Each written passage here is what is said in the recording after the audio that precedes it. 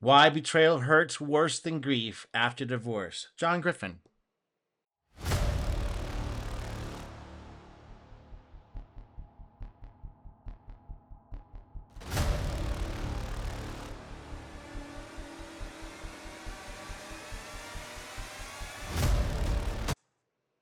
Hello, I'm Chris. This is Reality Shadow Band. I'm gonna get that thing closed next show. I'll have that thing closed up. Today we're reacting to this video by John Griffin.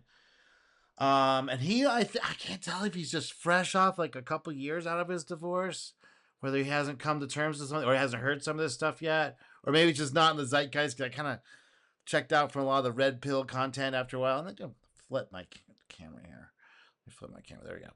I kind of checked out of the red pill after a while. It just turned from this informational thing, like a buddy system thing, to being and there was always this vibe through it, which was always this grifting vibe, but now it's just all pure grift. And the guys that are promoting a lot of stuff, either they're not aware of the current environment, or they don't care about it, or they just, the money is so good about the talking about the level that they're talking about, that they're making good money, so they don't care. I don't know.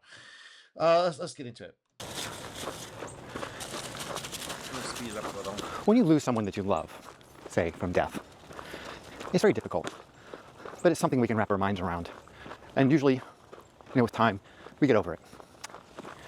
What makes divorce special and so much more challenging than death is betrayal.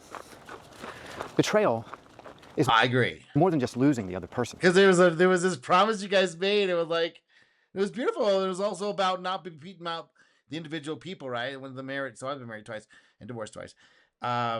It's not about the person now. It's about this marriage you're trying to do together.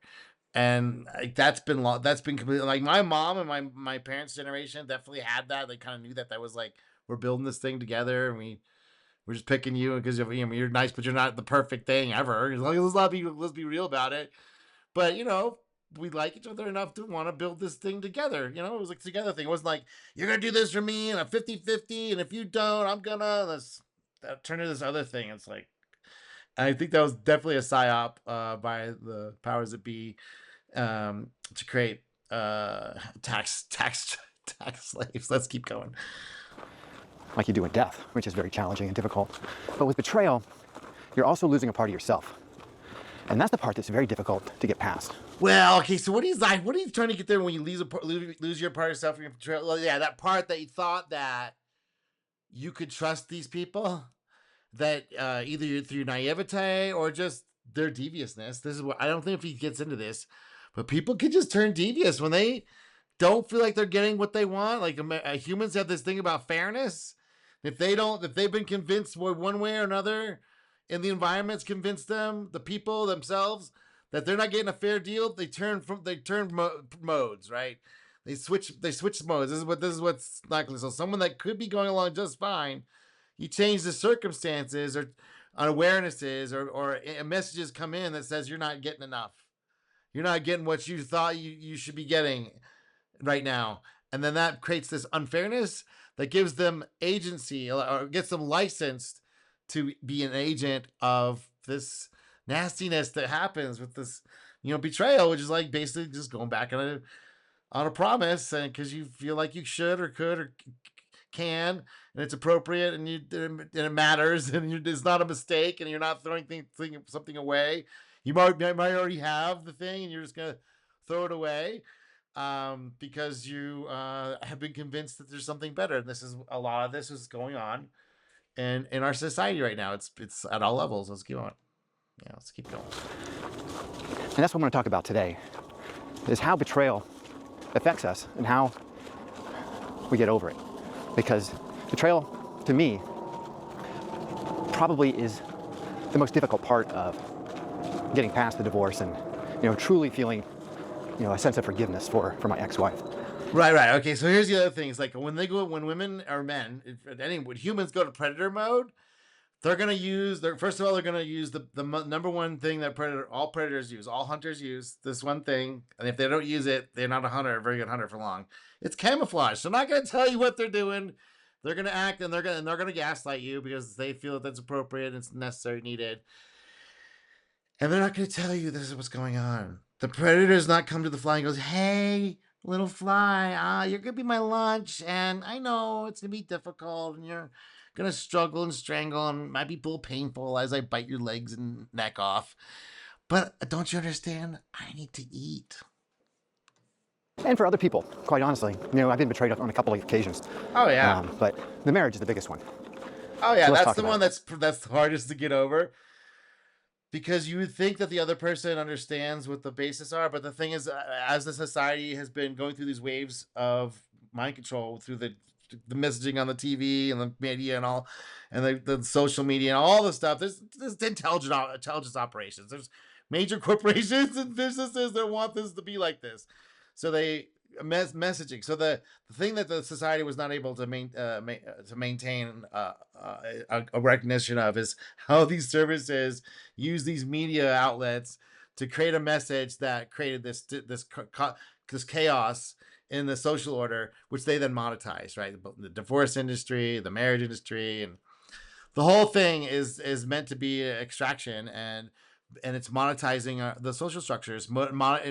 So what happened was they figured they could monetize the marriage contract, and people don't care about the society where the social downstream effects, which is kids and people growing up in this type of world, and what kind of world, and then coping with it now that it's set up this way, and like not understanding when you monetize when you monetize those social institutions, they don't come back. You can't just run a society without those social institutions. You can't run the society without those social institutions in place, or a decent society. Okay, a civil society. Okay, you can't you can't run a high trust civil society when nobody has any trust, and it's all been monetized away. With I'm a divorce lawyer. Soak him for all he's worth. It's like all that crap, and it's just been waves and waves and waves of that for what 40 years, 30 years, ever since no fault divorce was put in play. And yeah, so what kind of a society you expect to have happen? And of course, they're all convinced that that divorcing your husband is a freeing act. It's a way to free yourself from the bonds of that bastard, because it's all his fault. And they've been, the messaging is it's all his fault. And then they get out of it and they realize maybe it wasn't all his fault. Maybe those people lied to me. Like, no, that can't be. They're my friends. Those lawyers are my friends. So when you lose someone to death, it's tough. Hollywood's my friend. It really is. But it's just a loss of that person. And over time, you will eventually recover. Right, because they started out when everything, they thought they were getting a great deal, because as humans, they thought they were getting more than fair. And when it became just fair, that was a loss of the more than fair. And they didn't sign up for that, sir. And that wasn't part of the contract. No one was told. They weren't told. They were told to be butterflies and pancakes forever. And yeah, they felt like they got gypped. And then there's a whole messaging system that came along. I don't know if you noticed it. That says men ain't shit. And if you're with one, you're gypping yourself. And because it was constantly happening on the screens and there was no other messaging, because the screens soaked up everyone's time because it was the most fascinating thing. It was more fascinating. Those stars a little bit better looking, funnier, smells better, clever than anybody else they possibly could ever know. And so, what do you think is going to happen? Of course, they're going to be obsessed with it. The celebrity obsession. What do you think that is? That's my friends. That's their friends. They would never lie for money. From it. And I would imagine that even in some divorces, it's possible to have that same experience where the loss of that spouse, even in a divorce, can Right. be, It's the culture got to him, and the lack of having an alternate social structure. That it all collapsed at the same time, went like this. And the media stuff went at the same time. There was a crossover point at around 1985 when the culture was still semi halfway decent.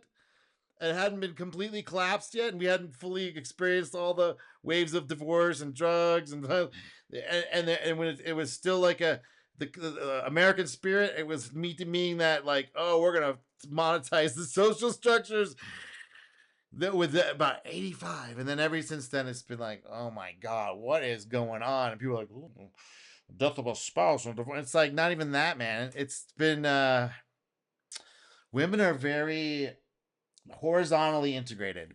So they trust and things that people around them more than themselves. So if the people and things around them that they see most of the time, which is these fucking social media and all, and everyone else gets in the whip of it because all the famous actors, fuck that guy, get rid of him, he's a piece of shit. When they see that messaging all the time, and that's who they also they can just mimic it. It's just like that. Oh man, it's just so obvious how this stuff works, and you should not feel bad about it because this is like intelligence service. This is the best in the business, doing multiple rounds of this my MK Ultra mind control stuff that they're doing, social engineering shit to create their perfect culture. We're living it, and these are the best in the business, the best that there is. The Bernays super graduates that took Bernays to the next 100th X potential, and we are living in that culture now. Isn't it great? Difficult, no question about it, and it can be very traumatic. But without betrayal, it's just the loss of that person in your life. Betrayal, however, adds another dimension to this that is completely unique. Right, because you thought you had all the angles, you had that game figured out, you thought you had everything saw thing, but you didn't see this other stuff happening because you may have had it figured out. Like there was a rule set that everyone seemed to be going by. It was like okay, that was like, but then the socials, the like TV, 24-hour cable TV, videotape culture, totally decimated the interaction social culture because it was way more fun to watch a movie with bang, bang, bang, bang, than go and talk to your friends. I mean, well, they only maybe talk to just a couple of your friends that in your local area. Maybe you'll sit on the couch together and watch the thing together, but you're not gonna be doing the stuff that was happening before. We were just all obsessed with this fucking media all the time. It was what other result could there be? With betrayal, not only are you losing your partner, the person that you've trusted and loved and committed to, but you're also losing a big chunk of yourself. Right, And because that's the that thing trusting, that part that you thought you had everything figured out, and then you realizing your cultures just went vaporized. Now you got to go on a journey. Like, what the hell happened to my culture? What the hell happened? People used to be happy again. People used to be like loving each other. It was a thing. It was people were happy. There was a thing, man. It wasn't just big racism, meanness. It wasn't like that. I mean, there was parts of it like that, but it wasn't as like now all the time, 24/7. Racist, racist. Like, oh my god. Yes, people are racist. Yes, everywhere. I live in Mexico. People are racist. It's yes. It's never gonna go away. You can't make it go away. Maybe well, America they had it for a little while in the 70s, 80s, but then they monetized it. Obama had to monetize it. Oh, I'm gonna bring up the black man and all this other bullshit. It's like, dude, no, bring up the American man. How about bring up the American man? You start doing that black man, white man, yellow man shit. We'll just go to like just be another balkanized and just be a bunch of separate countries. And no, man, this multicultural stuff is goofy, man. I think most people it's totally destroyed the American culture. It's not like the American culture is going to come back. That's the other thing too. It's like, well, we can just do a tweak here and there. It's like, no, it's over. It's over. It's done. Now there may be little conclaves again out in the countryside, away from the cities, that may be starting something up again. But that's not going to be the mainstream thing. That's going to be the weird edge. Like, what is going on over there? Amish? We don't have it. Amish. I can't use electricity. I got to be on the internet 24/7. It's like, so, like, everybody's thinking, oh, we could just recover, make America great. No. It's over. So we're doing this new thing. We're doing this new thing where there's a K-shaped society where everyone's in their little bubble. That you either have money and assets or you're poor and you're in your little bubble over here begging the government for money. fully grasp. Betrayal goes much, much deeper and the pain lasts much longer. Because it's not about them completely. Yes, they are the ones who did the betraying, but it's you who are... No. Well, the thing is, you didn't realize there would be a message that their deal that they signed up for voluntarily. Nobody pushed them into anything. They wanted it and they said yes. They put the ring on, the engagement, the whole thing. And then they said, "Well, I didn't think. I thought I was gonna get more. I thought there'd be more than good enough. I thought I'd have to be double plus more good every day, but a wedding ceremony every day, sir. So why didn't you make that happen? Why didn't that happen? Why couldn't you message 24/7 about all the good things you're doing? Like, and build. We actually have to build. We have to build this together. Like, not one person just giving all the things, both sides giving to create this like family thing that goes out, extends out. No, never heard of it. Fuck it, just everyone atomized, living in little left trying to boxes. figure it out, because it's not just about them. In a way, you kind of feel like it's about you too, and that's what makes it so painful and so difficult to recover from. Great society you guys got. Wonderful, put together. When you first realize something's gone wrong, that something is out of sorts, you're left with this sense of confusion and not understanding exactly what it is. Right, because she put through a switch. She didn't tell you. The predator doesn't tell you.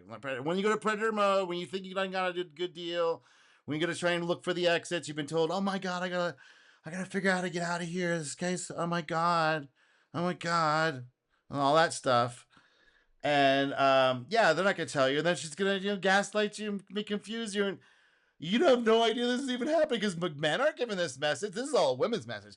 We aren't giving the message women ain't shit. We're giving the message you better kiss her ass if you want to take her out on a date. Hi, I better get on the dating sites and give her a super like. Maybe she'll like me, like all that stuff, man. Crazy. Because that's our messaging. You better be nice. And the women's are saying, "These men ain't shit. These men ain't shit." And they all go for the like top 5%, 10%, and those top 5% are overloaded. They've designed their life. They've honed it enough that they're overloaded. Yeah, and most of these women, the thing about their problem is they got these women that are just crazy, absolutely out of their minds with their expectations. And they think they're going to use their sex, so they fuck the guy real quick. They think they're going to use the sex to hook in because that works so good on the simps. They think they're going to do this, and then when the guy's like, "Okay, yeah, I'll take the sex from you, but I'm not going to give you anything else, a crazy bitch," and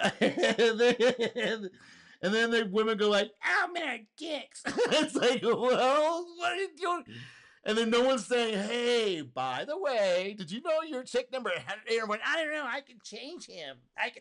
Like, what are you talking about, lady? You not notice how this works in the society's like, no, this is great. This is fine. No, this is perfect. Yeah, keep those dating apps going and keep the messaging going. Men ain't shit. Yeah, let's see how long this society stands up for much longer."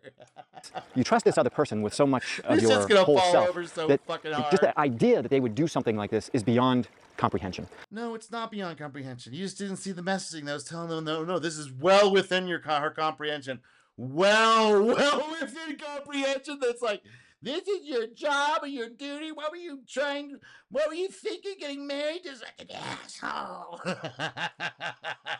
He doesn't do shit for you. He makes you wash the dishes. Oh my God, what a slave driver. So the first stage of betrayal is confusion. So you're left not knowing why this has happened, what's happening. You want answers. You want to figure this out. You're trying. Right, but you're in a predator, so that you're asking that. So you're the fly. So that she went to predator mode. So now you're in her web, and you're like, "What did I do to deserve this?" And the spider's going, "Your lunch, stupid."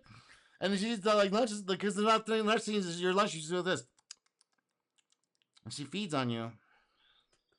You're like, "Why? What did I do that was so wrong?" You were a juicy little You were a juicy little fly who didn't know he was going to be lunch one day if he didn't play his cards right, which he didn't, sir. You didn't make it extra plus great every second of the day, and every day more plus amazing great flashing lights, walking down red carpets. Oh, I'm so important.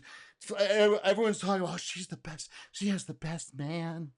She has the best." There wasn't that, sir. So when that didn't happen, you became lunch, buddy. I know. Look for an explanation that makes sense, but no explanation makes any sense. It all feels like your worst nightmare has finally come to pass. Right, and the fly's worst understanding nightmare what's happening in that moment is completely lunch impossible. For the spider. What? The lunch. Once you get past the confusion, the next evolutionary step in this little nightmare of yours is going to be disbelief.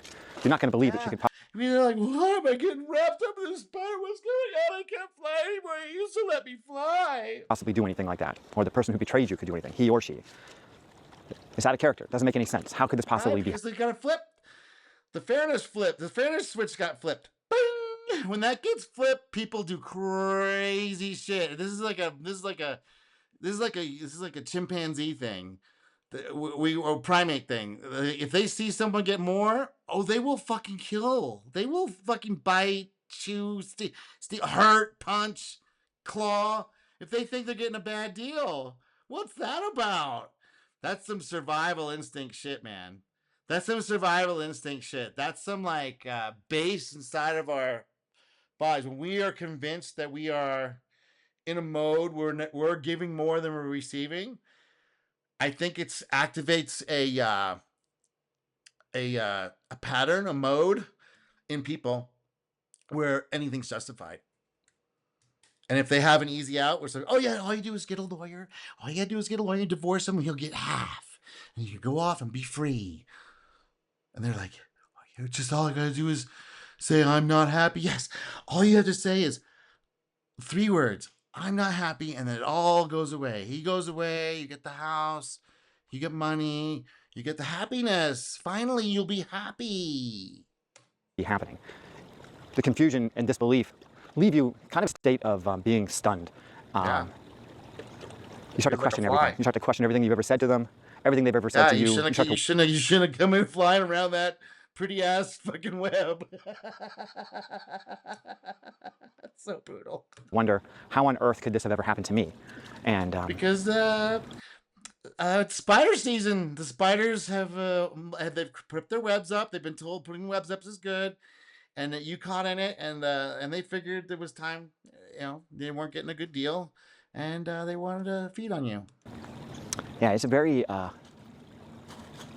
disorienting time. It's a time when for sure. You're not sure what's up is up and what's down is down, and anything that you've ever heard or said or had heard said to you has any validity at all. Like it all just seems like some kind of a con, a long con, and you start to wonder, how long has this been going on? How long?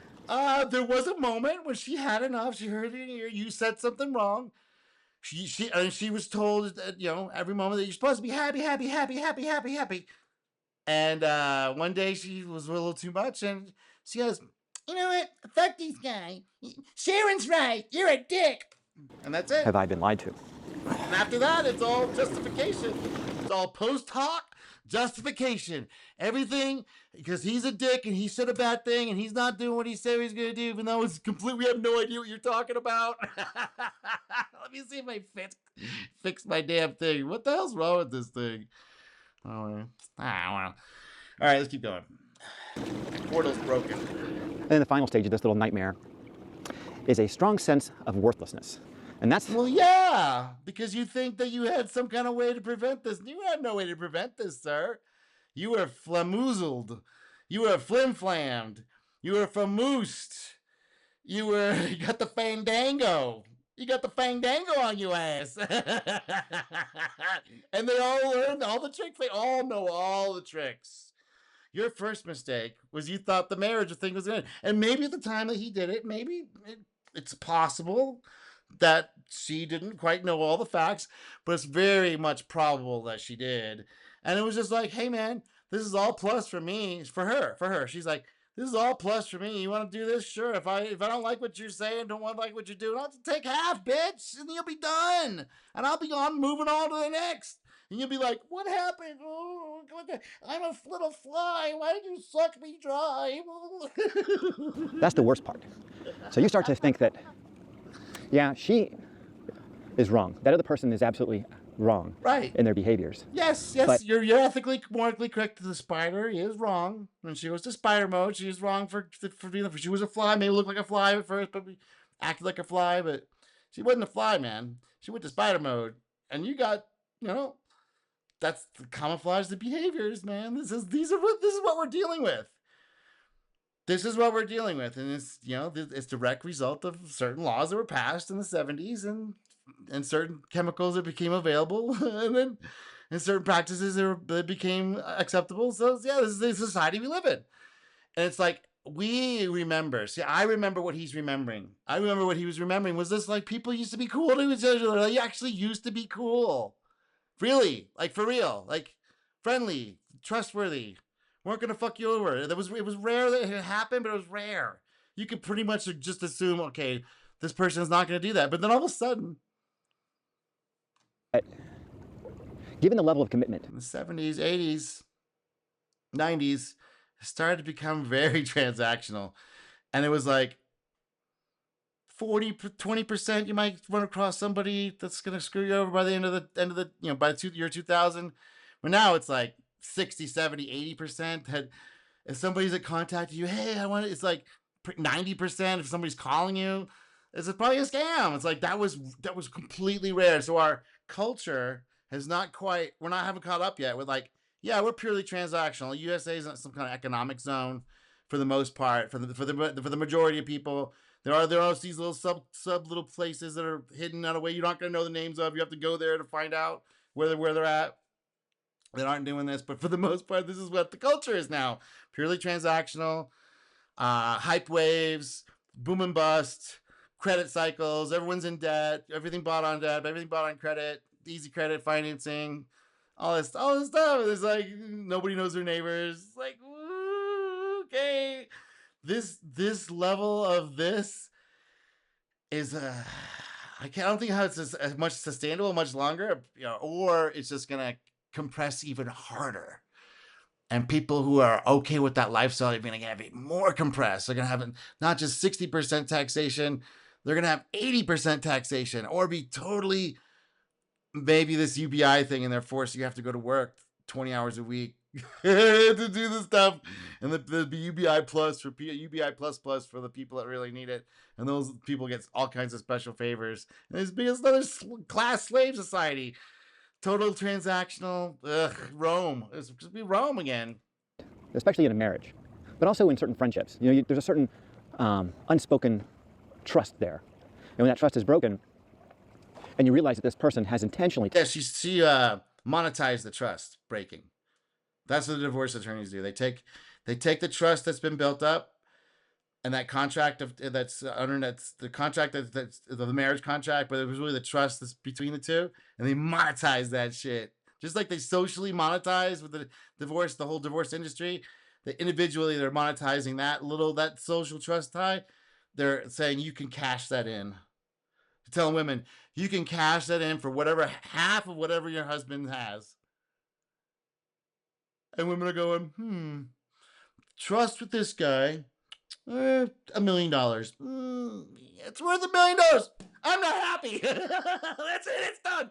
So when you have a society that allows that to occur as a normal course of business for 60% of people that get married, 70%, whatever the numbers are, or divorce rate, your society is not going to last much longer.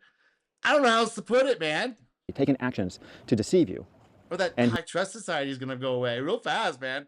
You're just going to have douchebags who just basically hire hookers, and these hookers are these women on these sites, and he's gonna line up. Oh yeah, baby, I'm gonna marry you. And like, oh my gosh, I can take him for half later. It's like they're all scamming each other.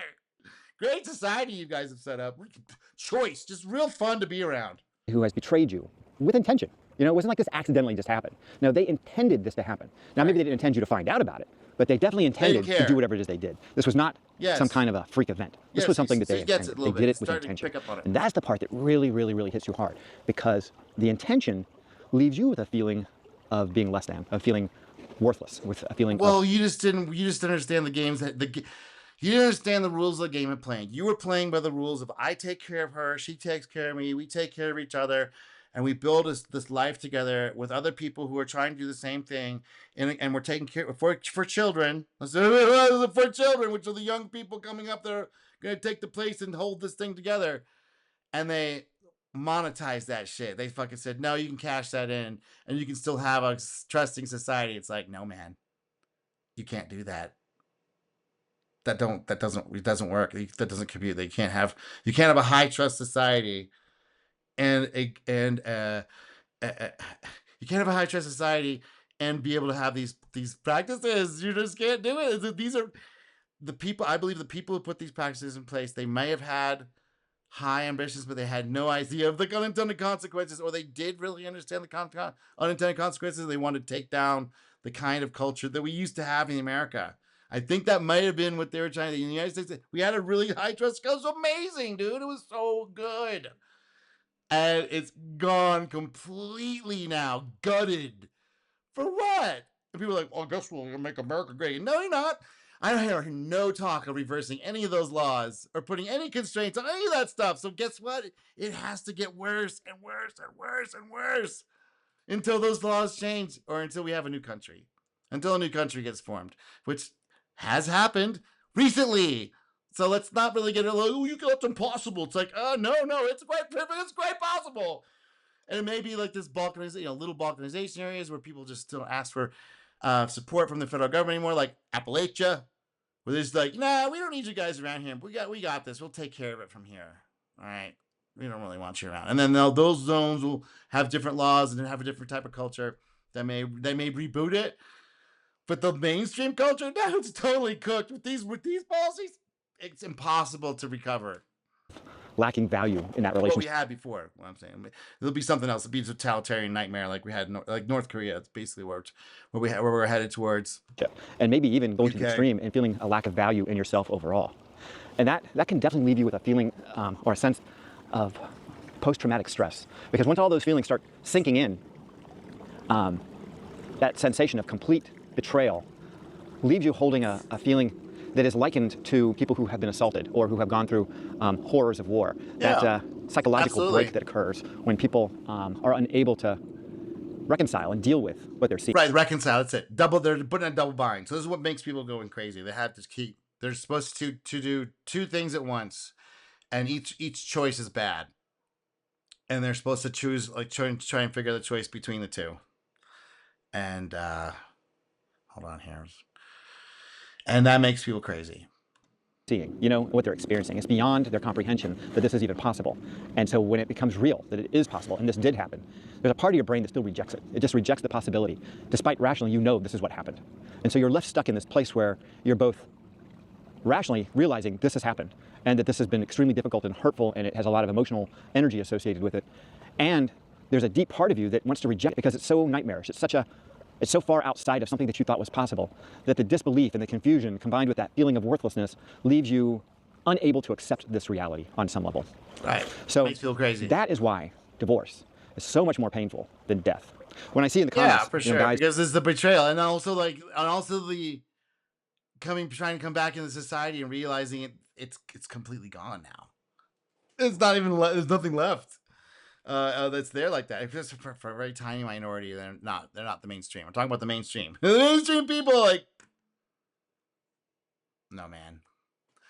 No, there's all this knowledge and these strategies for humans to take advantage of other humans, and with no downside, all upside. Oh man, how could you not abuse that?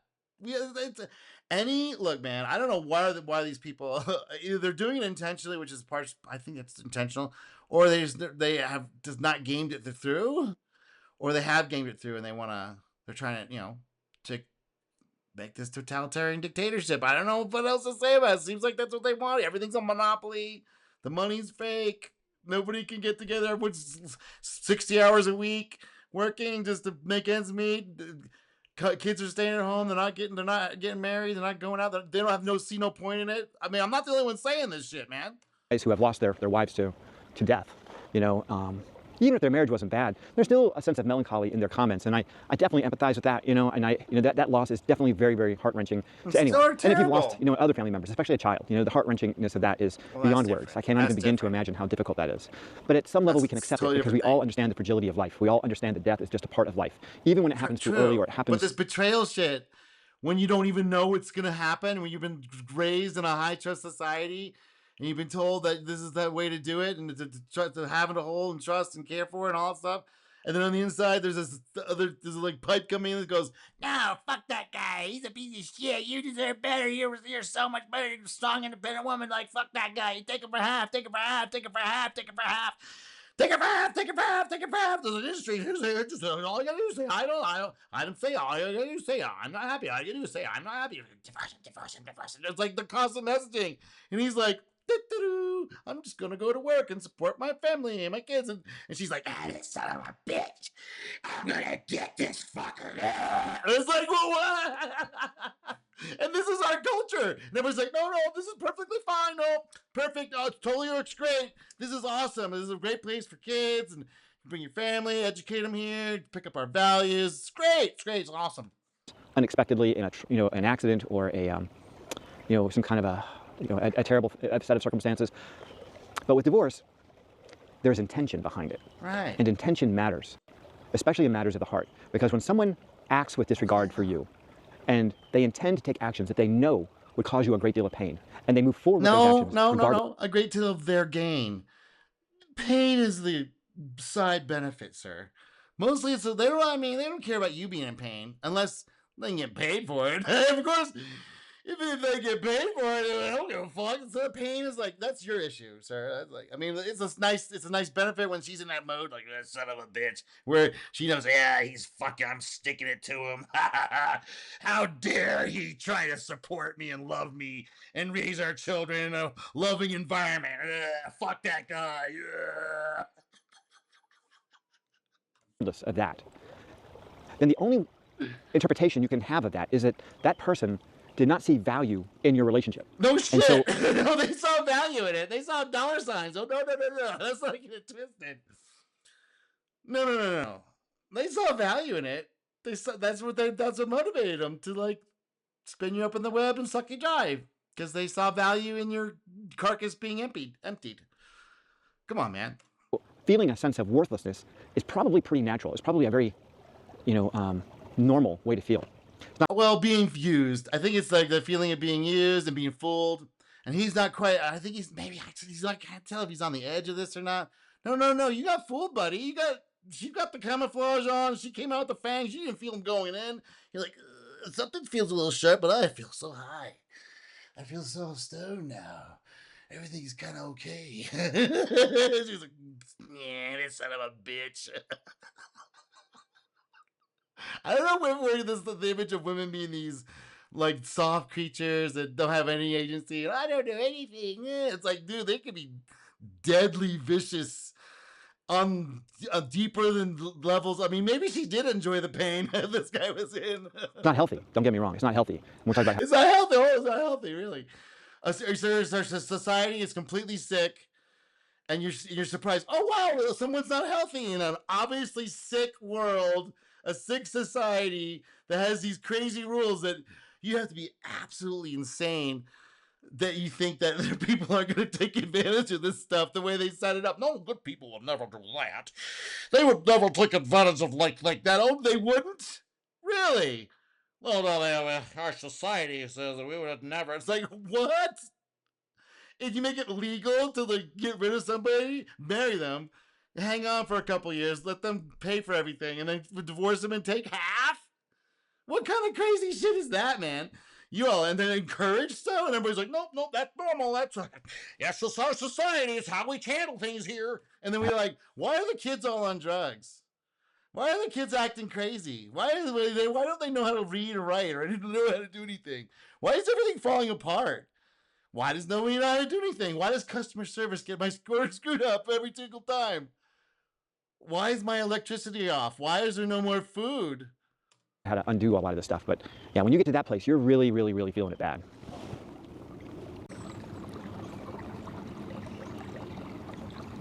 The next stage in this whole nightmare of betrayal is you're left feeling powerless to do anything about it. I mean, what's happened has happened. She's made all the decisions. She's taken the entire relationship in her hands, and she's basically thrown it away. Yeah, and now absolutely. It's gone. It's destroyed. All the trust, all the things that you had, everything that was there that was meaningful to you is gone. And you can't undo it. You can't change it. You can't go back in time and fix it. You are 100% powerless to do anything about it. And that feeling of powerlessness is very, very difficult for a man to deal with. Because yeah. It totally demoralizes you. Make you like, what the fuck am I doing in this society? What the fuck? If this is the result of me doing everything right, is me getting totally reamed over, and everybody around me going, "Yay, that's awesome!" No, she should have. You're a chick. I can't believe you're such an asshole. To support your kids and support your family and be a loving husband. Fuck that guy. What happened to our society? Why is there so many scams? Because we're fixers. You know, we like to fix things. We're the guys that, like, you got a problem, let me know, I will help you fix it. But now Right. here we are confronted with You're a the stand-up guy. worst problem of our lives, and we have no power to do anything. There's nothing that you can do to change what's happened. Correct. And that feeling of powerlessness is very, very destructive. It really does leave you with that. There are some things you can do, but those beyond the scope of this video that require a little more effort. And I'm gonna have a sit down conversation with my congressman. I'm gonna write my congressman. It's gonna take a little more than that, man, because people are making billions and billions of dollars off of this, and they don't give a fuck about you or me, man. They got nice houses and nice cars, and they've got really nice retirement programs. They would take a vacation a few times a year by encouraging all this stuff. That's not going to stop. Who's going to stop it? No one stop. There's no effort. Men's rights. You get the men's rights stuff, which I think is a psyop. Actually, I think it's these diverse attorneys like getting the most decrepit, retarded, dumbass motherfuckers to get out there and I want my men's rights. It's like, no, man, fuck that shit. Men's rights. No, man, this is the family, children's like rights, like society. What kind of society rights do you want to have? Like, you can't monetize this shit and expect, oh no, it'll be fine. I'm sure it'll be right. We're just some divorce attorneys. We just own a couple yachts. It's fine. It's like we own an island. The society is completely falling apart and everything's burning down and nothing works anymore and people are completely fried and hopeless. But you got a nice yacht. Good trade-off. That sense of post-traumatic stress, you know, because you can't undo what's been done. As I told my wife when she was walking out the door, I said, you know, this is something that can't be fixed. Once you leave, it can't be undone. It's like shooting a gun. She made the decision years before that, buddy. You're making it like, oh, I'm making a dramatic speech while she's like, I'm gonna get the bag. I got the bag, bitch. I'm headed out the door. I'm gonna go vacation. I'm gonna hit up a few boyfriends or ex-boyfriends. I'm gonna go buy some stuff. I'm gonna go decorate my new apartment, my new house, and make sure you get the fuck out of here. Or I'm gonna get some stuff. Like, I'm got cash and prizes, lady. Yeah. It's like, you cannot reverse this. It's like, you know, shit. Gun. Yeah. What happens after the bullet leaves the barrel is out of our control. It's done. Yeah, he's the gun has been hurt. fired. He's still hurting from this. He hasn't quite understood the whole dynamics of what happened. He's still like, I loved her. I cannot believe she did what she changed. No, man. No, man. They know from the beginning. I'm from like 1985. Like this, they all knew because there's a whole wave of fucking divorces came through, and one person in the group would get divorced, and then all the people in the family would all get divorced. All this, and there was like a wave of that shit. Everybody's like, no, that's fine. The boomers like, no, that's great. Everything's fine. Everything's fine. It's like, no, man. Everything's not fine. You monetized all that shit. You monetized all that shit. Now that your culture's fucked, it's totally screwed up. It's not coming back. You can't save it. It's like, well, if we just elect a couple Republicans in the offices of the president, we'll have a society back. Like, no. This is not coming back. This is now at termination level. It's like, whatever that thing was, it's not coming back. No one's changing it. There is no push. There's never going to be a push. This is going to have to reform in other areas or other countries which are not doing this program of monetizing their socials and structures. Holy crap, man. And the shot will land, and that's the end of it. You can't get that bullet back. And when someone takes action like this, where they betray you, say with infidelity or something along those lines, once that shot is fired, there's no taking it back. You can't undo it. Yeah, I know. I'm not going to continue watching this because I think he's just still in a lot of pain about the situation, which is understandable. This shit's fucked up, man. And give me a like and subscribe, and I'll talk to you soon.